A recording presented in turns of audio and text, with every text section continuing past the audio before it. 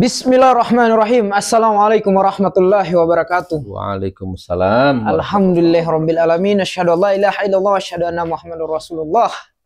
Sahabat-sahabat Gus Nur 13 official yang insya Allah akan terus dirahmati oleh Allah Subhanahu wa taala, begitupun juga para penonton yang entah dimanapun Anda semua berada ya.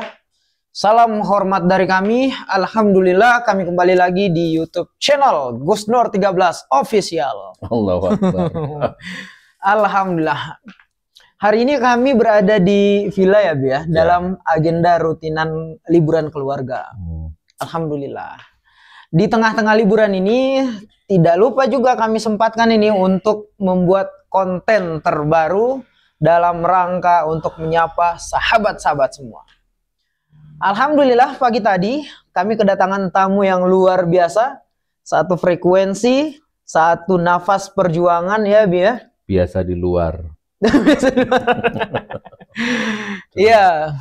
Pagi tadi langsung buat konten itu sama Bang Rismon, Masya Allah. Dan pasca terbitnya video tadi, banyak sekali respon dari sahabat-sahabat Gus Nur ataupun siapa-siapa Anda yang komentar di bawah kolom komentar video tersebut. Nah, ini kami akan sedikit merespon, menanggapi ataupun membahas ya, Bi. Kira-kira seperti itu. Siap. Nah, langsung saja ada beberapa komentar yang Reski catat ini, Bi. Oh, jadi ini kontennya baca komen. Baca komen. Oh, siap. Sekalian menyapa ini, Bi. Oke, Siapa siap. tahu barangkali ada yang menonton video ini, yang tadi komen juga. Oke, siap. Oh ya, barangkali ini dulu, Bi. Sebelum Reski baca komentar, jadi kan tadi Bang Rismon tanya itu. Sebenarnya kami ini dapat pesan juga dari netizen, dari kalangan aktivis, ayo pertemukan kami dengan Gus Nur dan Bambang Tri gitu. Karena netizen ini menganggap bahwa para pendahulu yang membahas tentang kasus yang sedang dibahas oleh Bang Rismon ini adalah Gus Nur dan Bambang Tri gitu, Bi.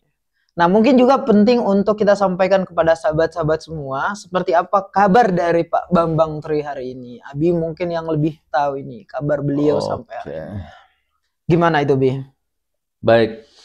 Assalamualaikum warahmatullahi wabarakatuh. Waalaikumsalam warahmatullahi. Alhamdulillah, Allahumma sholli ala sayyidina Muhammad wa ala ali sayyidina Muhammad.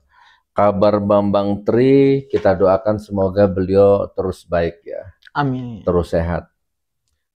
Tentu ada hitam putih ya soal Mas Bambang Tri, tapi kita tidak akan bahas yang hitam. Kita tidak akan bahas manusia itu ada baik ada buruk. Saya ada baik ada buruk. Nah, tapi di sini kita tidak usah bahas yang buruk. Intinya kita doakan beliau, Bambang Tri, mudah-mudahan sehat selalu. Amin. Jadi kami bersama mulai dari Rutan Bareskrim, kami diisolasi bareng di Bareskrim 2 minggu. Terus kami dipindah lagi naik pesawat dipindah ke Semarang P21, pelimpahan dari polisi ke kejaksaan. Dari kejaksaan itu Semarang mereka nego ini mau ditaruh mana nih? Rutan Surakarta atau Rutan Semarang? Polda nego akhirnya diputuskan di Rutan Surakarta. Berangkatlah kita itu, saya Bambang Tri itu berangkat naik mobil dari Semarang ke Surakarta ke Polres gitu ya. Nyampe di Surakarta baru duduk, belum 2 menit baru duduk, tiba-tiba langsung dikabari Gus Nur tidak diterima di sini karena penuh. Di Semarang, Bi? Di Surakarta. Surakarta. Dari Semarang ke Surakarta. Di Surakarta langsung ditolak karena alasannya penuh. Iya. Jadi mau nggak mau balik lagi ke Semarang. Oh iya. Ya, jadi dari Bareskrim jam 10 pagi itu naik pesawat, turun ke Semarang. Semarang ke Surakarta. Langsung ke kejaksaan kan pelimpahan ke berkas. Iya, benar. Dilimpahan ke kejaksaan P21. Iya. Nah, dari kejaksaan situ nego ini jaksa sama polisi atau bagaimana lah. Gimana nih Gus Nur Bambang Tri di Surakarta atau di Polda Jateng? Diputuskan di Surakarta. Berangkatlah kami dari kejaksaan itu, dari P21 itu ke Surakarta.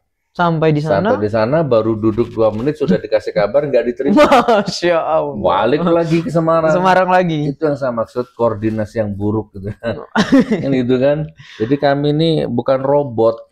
Tapi pertanyaannya Bi, kenapa hanya 2 opsi itu? Maksudnya bukan di Rutan Malang gitu Mi. Jadi waktu itu kasusnya kan di Malang. Wah, kalau itu kasusnya di Malang, Abi keluarganya di Malang. Ya itu lokus ya. Oh, dalam putusan pengadilan itu ya Bi ya? Nggak tahu, kalau itu urusan penyidik, itu urusan politik bagi saya itu. Oke. Alasannya karena sidangnya di Solo.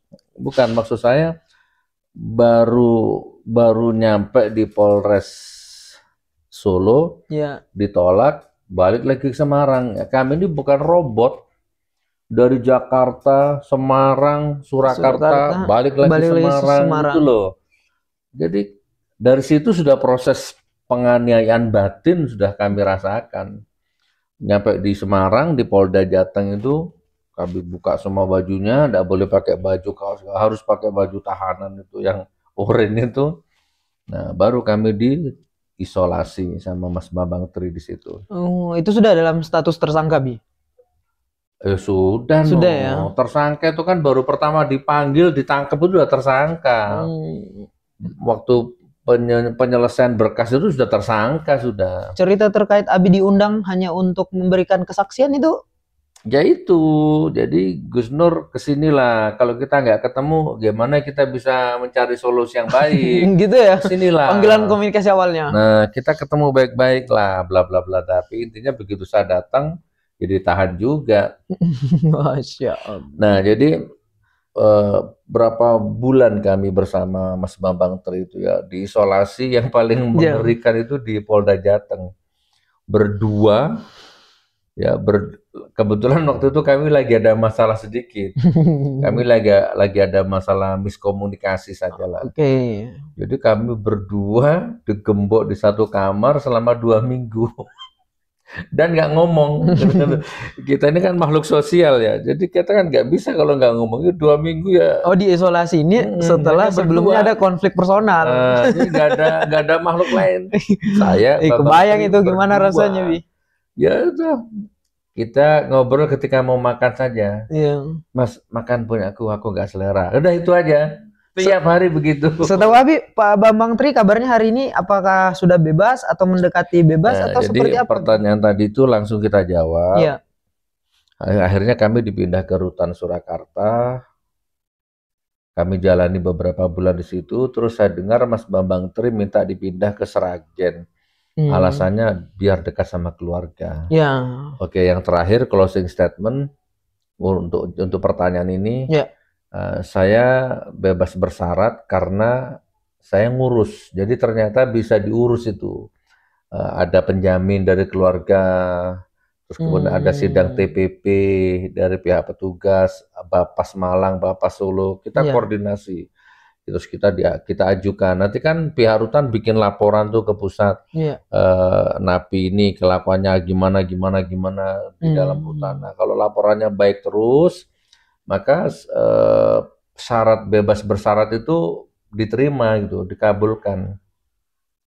Nah, kira-kira menjelang 3 bulan ini saya sudah dengar kabar Gus Nur, insya Allah kalau lancar 3 bulan lagi Gus Nur bebas. Masya Allah. Itu karena semua proses pembebasan bersyarat itu lancar. Nah, tiba-tiba Pak Habibur Rahman ya, DPR ya, iya, DPR 3 atau 8? 3 berkoordinasi sama Menkumham waktu itu.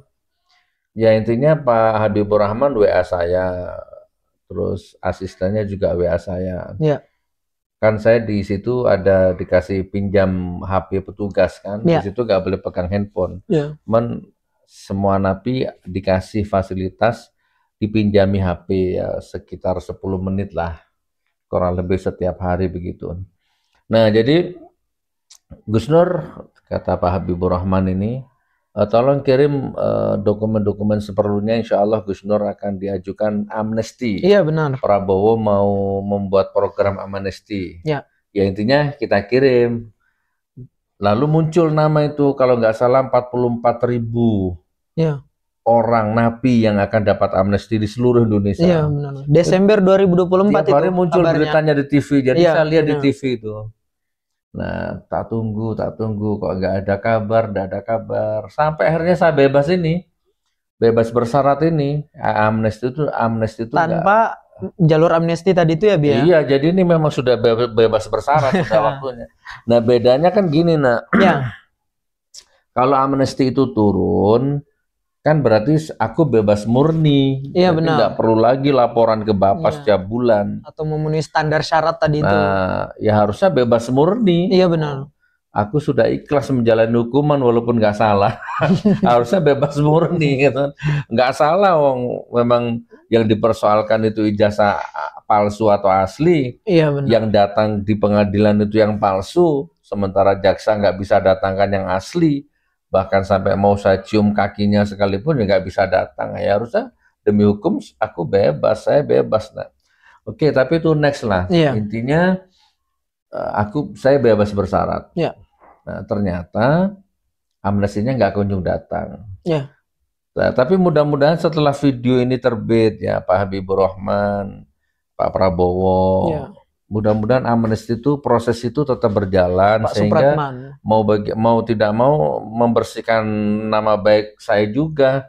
Jadi saya nggak perlu lagi lapor-lapor ke Bapas gitu. Saya kalau mau dakwah keluar kota lapor Iya, ke benar, Bapas, pamit ke Bapas gitu kan. Jadi seperti itulah. Nah, sementara Mas Bambang Tri yang saya dengar Iya, beliau tidak mengurus itu memang. Jadi beliau belum bebas karena memang beliau nggak ngurus pembebasan bersyarat itu. Wallahualam kenapa gitu. Itu sih. Misal kalau beliau urus bisa ya, Bi ya? Bisa. Ya. Sangat bisa. Nah, jadi kita doakan beliau sehat lah gitu ya. Iya, sahabat-sahabat semua, karena berangkat tadi nih dari rasa penasaran Bang Rismon terkait kabar Pak Bambang Tri. Jadi Rizky berkaca, Bi. Nah, mungkin saja sahabat-sahabat Gus Nur yang lainnya penasaran juga, kok Gus Nur sudah bebas duluan sementara Pak Bambang Tri belum. Ternyata demikian ya, Bi ya. Ya tadi tuh kabarnya. kita ngomong ada sisi baik buruk hitam putih dalam seorang Mas Bambang, tapi kita nggak usah bahas sisi hitamnya. Walaupun saya tahu kenapa beliau nggak ngurus, kenapa beliau nggak bebas, saya tahu. Tapi itu bukan untuk konsumsi publik. Cukup kita saja yang tahu gitu ya.